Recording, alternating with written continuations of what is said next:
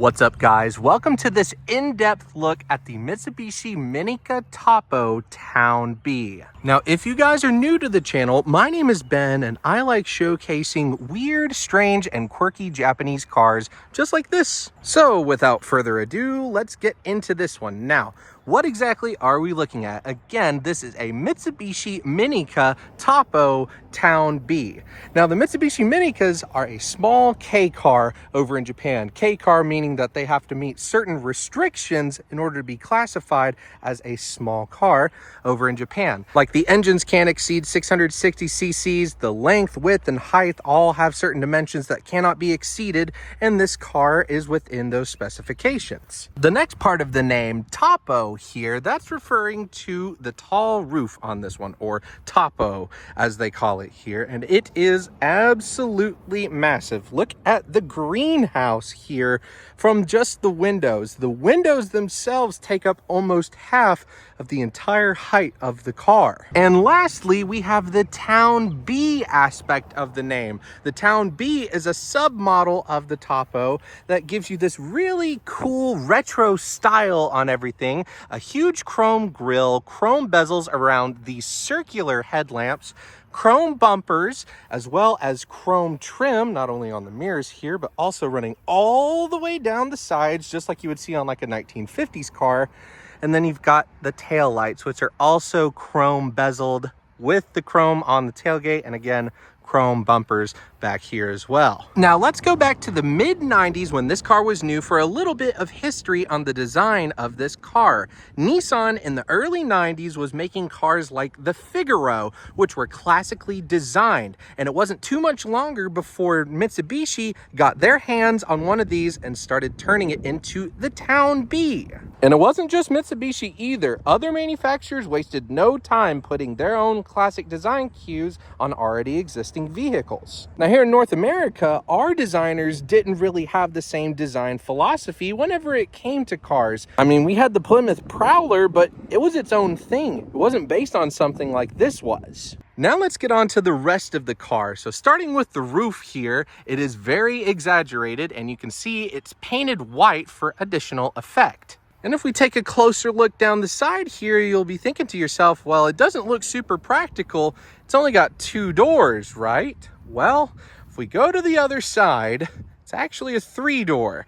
Like the Hyundai Veloster, this is a 3-door car. There is no door on the driver's side. Now, the Toppos sold incredibly well in Japan, so it made sense for Mitsubishi at the time to make a few different variants of this car.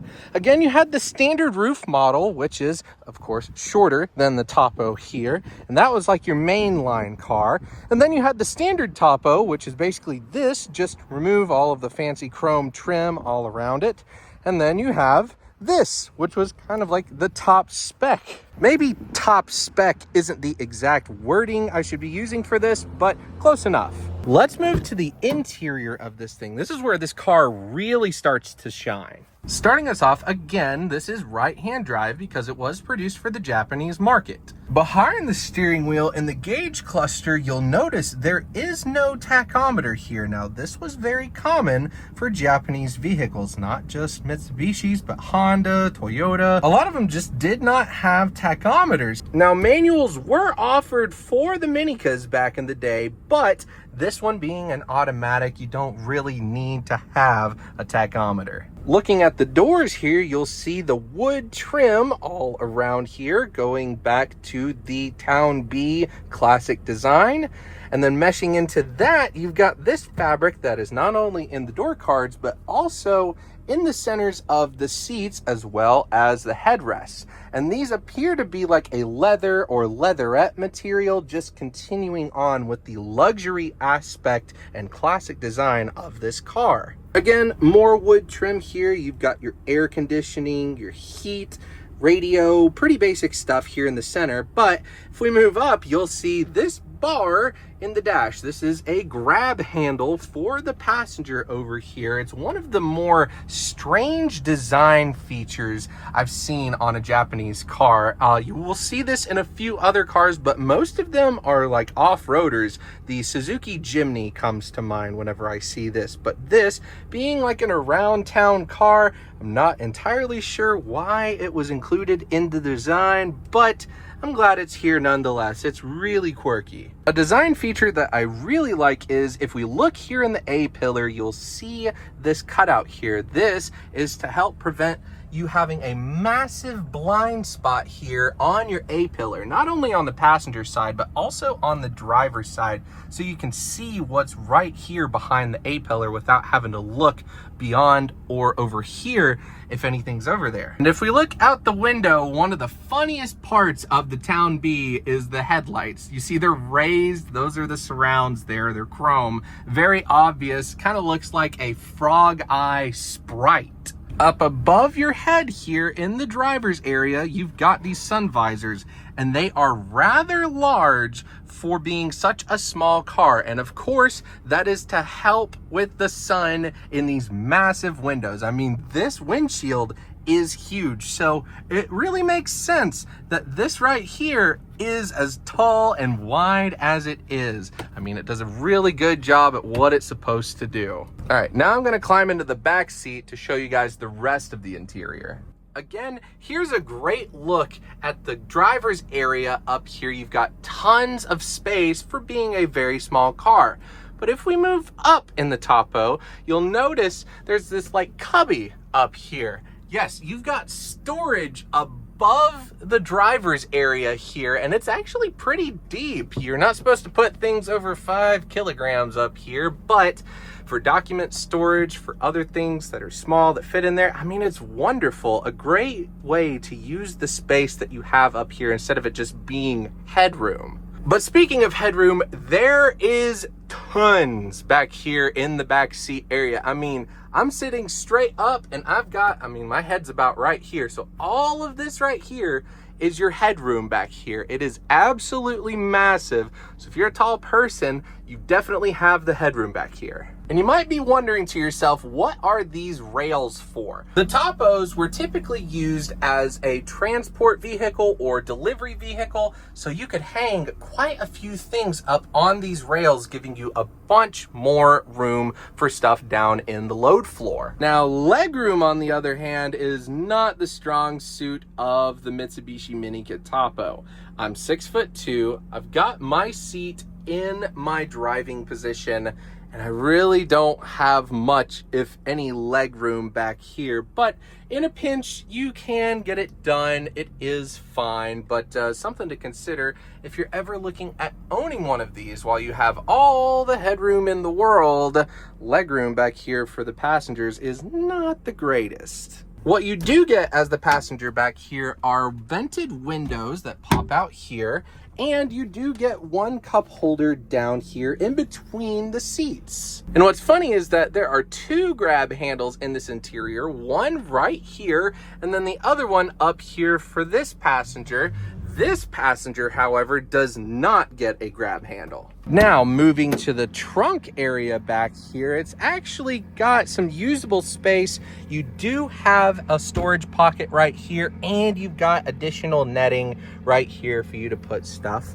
And then if we pull up on these, you should be able to fold that down into the floor. The back seat goes down, and now you've got tons of cargo room. I guess it's about 4 foot by 4 foot.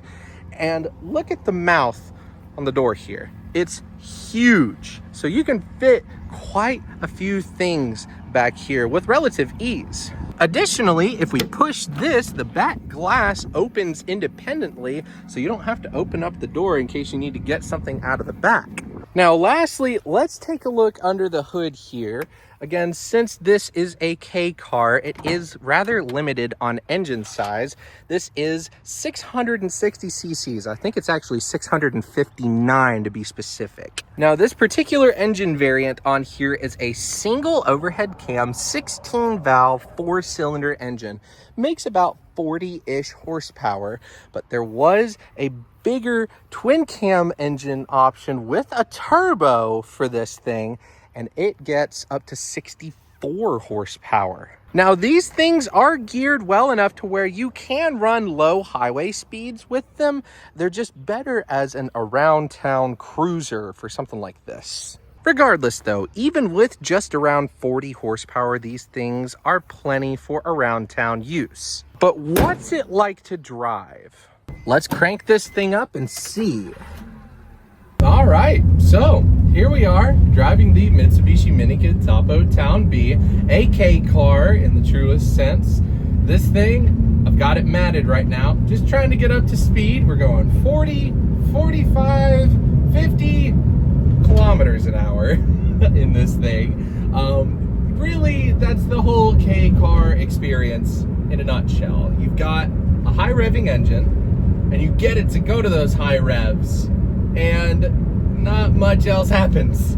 I mean, sure, you've got some K-car sports cars like the Honda Beat, the Suzuki Cappuccino, AutoZam AZ1. Apart from those three and maybe a couple other suspects, this is really going to be the K-car experience for just about any of them. There are, again, some more high-performance variants that you can get of these cars that offer like 20 more horsepower, which doesn't sound like a lot because it's not a lot, but that's 50% more horsepower than what we're working with here today. So a really considerable amount on some of these cars. Now, what else is going to be part of this experience here? When you're driving this thing around, everyone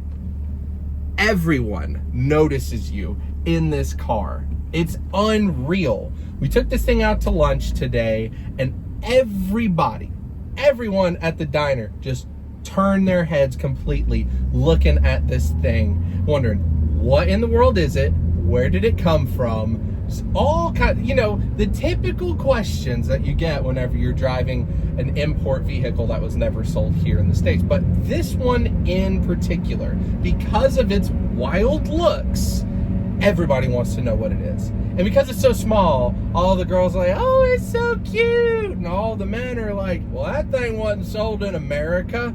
It's just like the most universal look at that experience I've ever had driving a car.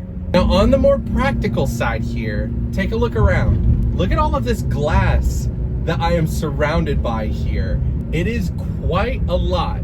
My visibility is at like an all-time high. No matter where I look in this cabin, I can see very clearly what's in front of me, beside me, behind me. This thing provides the ultimate visibility. So if you're looking for a safe K car, consider this one.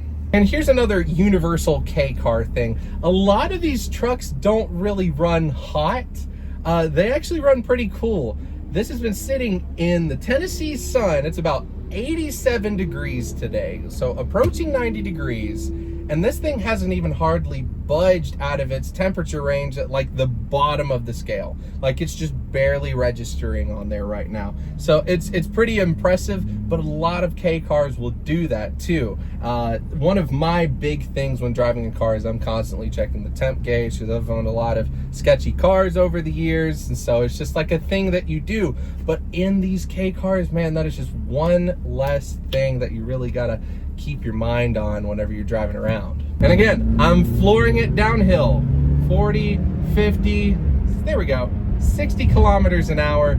We'll go ahead and slow down. These do highway speeds on the top end right around like 60, 65. You really don't want to push them beyond that. They will be very, very unhappy engines when you push them beyond that.